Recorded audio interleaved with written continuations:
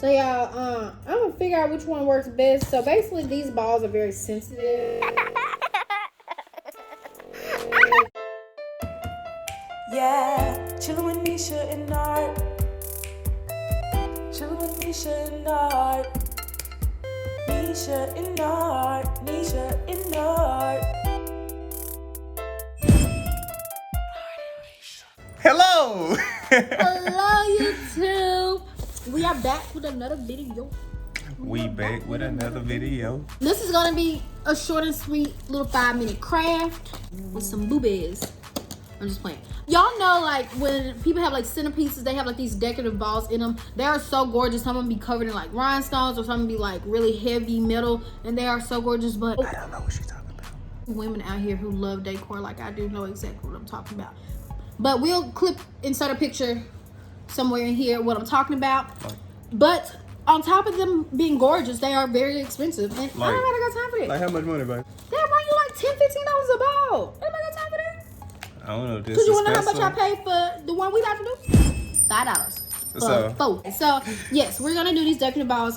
They're gonna be two different designs. So two of them are gonna have one design, two of them are gonna have the other one. So I'm gonna spray paint both of them silver, and then we're gonna cover them. So the first one, I got these silver thumbtacks from Dollar Tree. This is gonna be my price. 300 of them. This is, you can't, I can do it, so y'all can do it. So you can't mess this one up.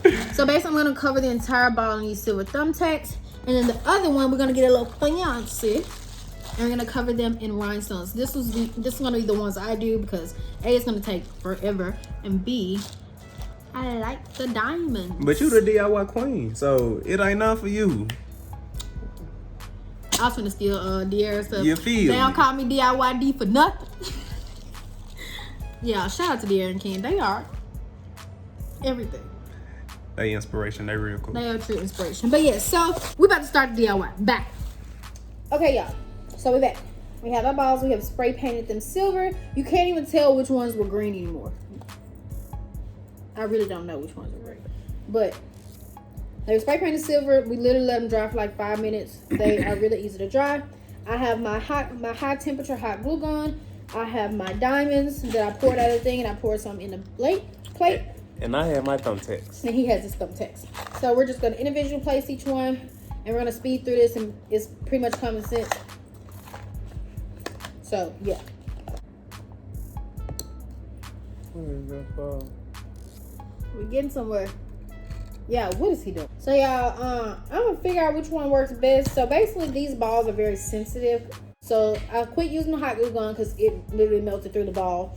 I started using E6000, but I'm guessing the chemicals or fumes in the E6000 is also melting through the ball. So now I'm about to just start using some clear school Elmer's glue. Elmer's glue don't work. See, they falling off. I quit. I'm first going to wrap the ball in aluminum foil so the hot glue doesn't melt the thingamajigger. To wrap it in aluminum foil like this, squeeze hot glue.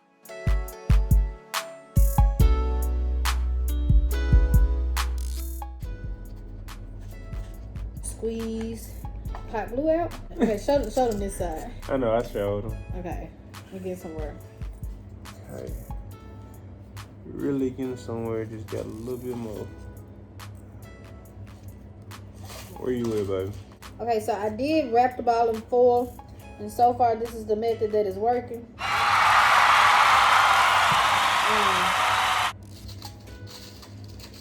So yeah,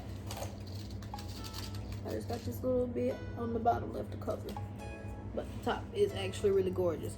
And Banal's ball, because the thumbtacks are like this metal, his ball got really heavy, so it feels so like expensive. And no one ever know that it was $1.